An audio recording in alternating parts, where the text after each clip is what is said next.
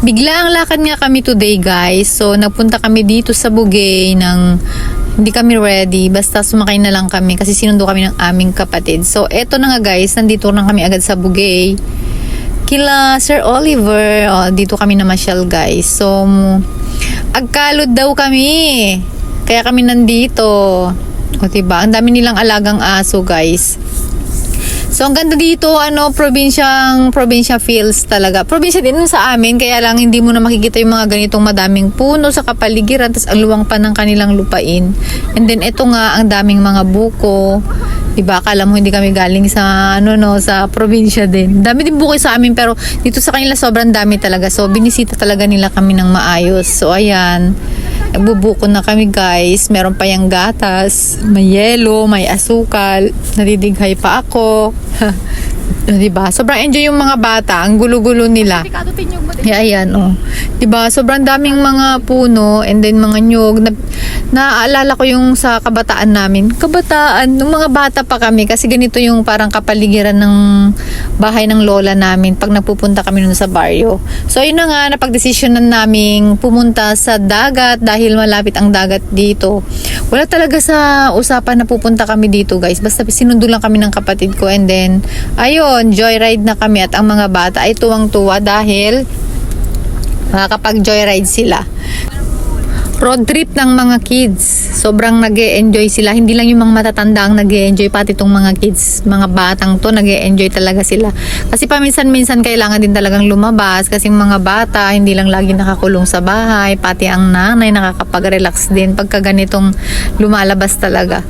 So, ang mga bata is tumantuwa kasi, ayan, talagang ini-enjoy nila bawat oras na nasa labas sila. So, pinababa muna namin sila kasi, ang tawag doon, maalikabok yung dadaanan namin. So, pinasok muna namin sila. So, ayan nga yung daanan, medyo baku-baku, rough road guys. Pero, ang ganda naman ng view.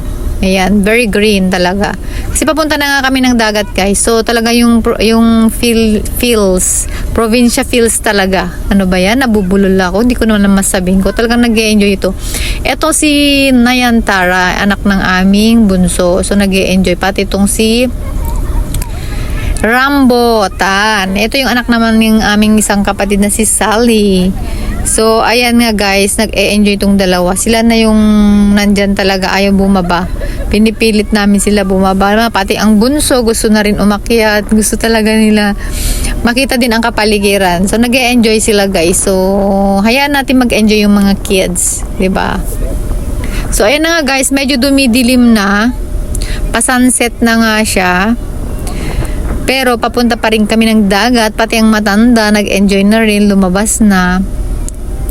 So, ayan, medyo malayo-layo rin yung pupuntahan namin, guys. Parang yung pinuntahan naming beach, is parang 45 to 1 hour. Nakalimutan ko na kung gaano kalibas. Nasa ganun, 30 to 45 hours. So, habang nasa daan kami, guys, ayan, patugtog ng patugtog at ang mga bata ay nagsasayawan talaga. Hilig nila yan. Pag may narinig na silang kanta, yung sumasayaw talaga sila. Sana all magaling sumayaw.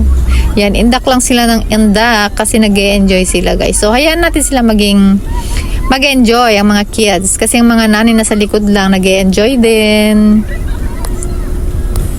Grabe, sayaw sila ng sayaw. Itong si Rambo at saka si Nayantara. Sayaw ng sayaw talaga. Hindi na sila mapigil. Talagang gustong-gusto nila sa labas. Ayan, nag-e-enjoy sila. Yung mga ibang bata, pag nasa biyahe, gusto nila matulog at mga nahihilo, diba? Ito namang mga batang to baliktad. Gusto nilang talagang nag-e-enjoy sa sasakyan. Lalo na pag may narinig na silang tugtog, talagang nagsasayawan yan sila. At hindi mo yan sila mapipigilan talaga. Ayan, talagang sumasayaw talaga sila at nagwawala na sa kung baga sa dance floor sila, nagwawala na sila sa dance floor. So, ayan na nga guys, malapit na kami sa pupuntahan namin at talagang dumidilim na. So, dahil biglaan nga yung pagpunta namin dito, wala rin kami mga dalang damit. The dancer, Nayantara. So, sunset na talaga guys, ang ganda ng view sa labas. Pa-sunset na siya. So, very relaxing talaga yung view. So, kahit papano, nare-relax din yung isip mo talaga pagka ganitong lugarin na pupuntahan. So, ayan na nga guys. Malapit na. Papasok na kami sa may, rough road na talaga dito. Papunta na sa looban. Papunta na malapit sa dagat. So, eto na guys. Papasok na kami sa beach na pupuntahan namin. So, ito yung unang-unang pinuntahan namin guys. So, luckily,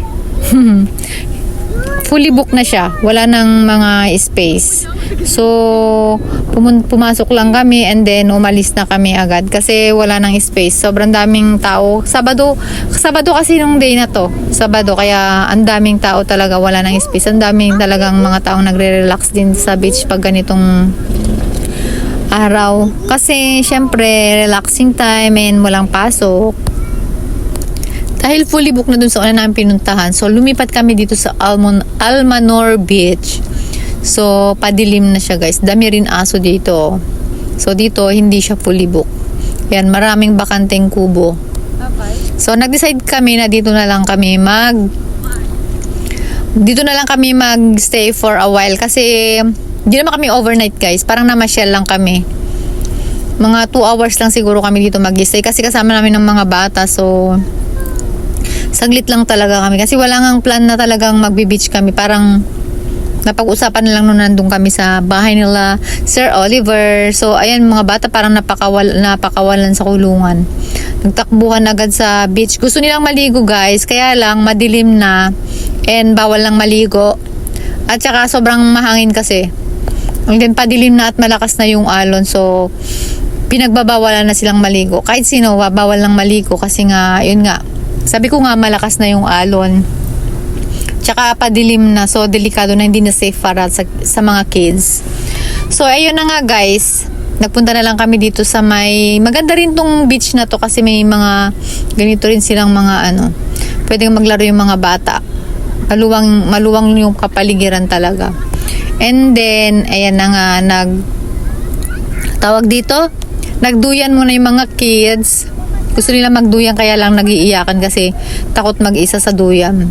So, eto na nga si Nayantara. Ito kasi alaga ko ngayon, yung anak ng bunso namin. Sumama din kasi, mga bata kasi. Gusto rin sumama, kaya sinama namin siya. Ayan tuloy, takbo siya ng takbo. Gusto niyang maligo sa dagat, bawal na nga. Kaya, yun, pinapatakbo ko na lang siya, pinaglalaro ko na lang siya sa buhanginan. Ayan, takbo ng takbo, nag-e-enjoy. So, ayan, yung anakis ko naman andyan siya, sumama din. Si Andrea. Yan, nagduduyan yung mga bata. Ni-enjoy naman nila kasi bawal lang maligo. So, ako naman, diba? Si nanay naman, ako naman magduyan.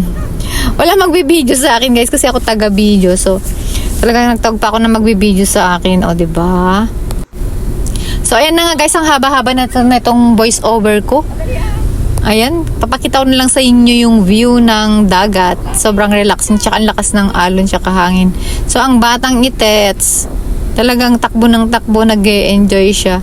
Alam mo yung parang napakawalan sa koral, yung mga bata, nag-e-enjoy talagang takbo ng takbo. So, dahil itong alaga ko, si Nayan, siya yung lagi kong nabibideo. Kasi, talagang binabantayan ko siya kasi gustong-gusto niya talaga pumunta sa dagat. Gusto niya mamaya pag malingap lang ako, mawala na siya doon, 'di ba? Kaya talagang hawak ko siya. Tsaka siya na lang yung nabibideo ko, yung ibang bata na mga pamangkin ko. Hindi ko na sila mabideo kasi ito yung sinusundan ko. Siya kasi yung alaga ko At least yung dalawa kong pamangkin may nag-aalaga sa kanila, yan kasama nila yung nanay nila. Etong batang ito, hindi niya kasama ang kanyang nanay kasi may pasok sa school.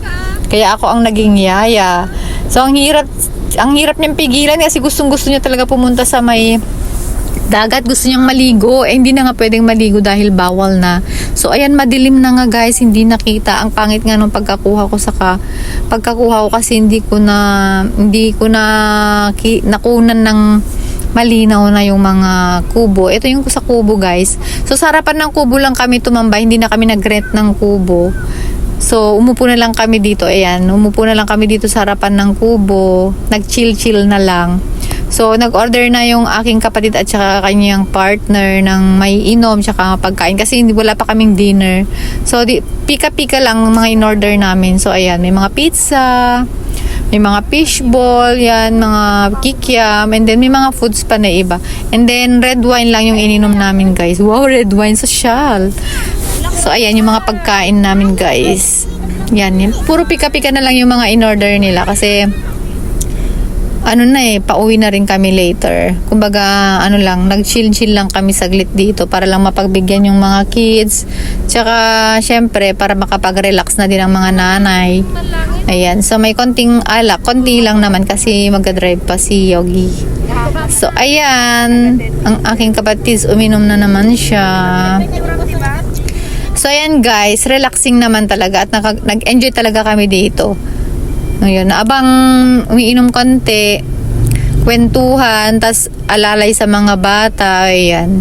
Nag-enjoy din kami dito sa Bugay. Ang ganda rin dito, guys. So, thank you kay Sir Oliver kasi pinasyal niya kami dito. Taga rito siya kasi. And then, thank you to Rose and Yogi kasi silang nag-treat, silang nagbayad, guys. Siyempre, kami, sumama lang kami, di ba? So, yun lang naman. Naikwento ko lang. Bye!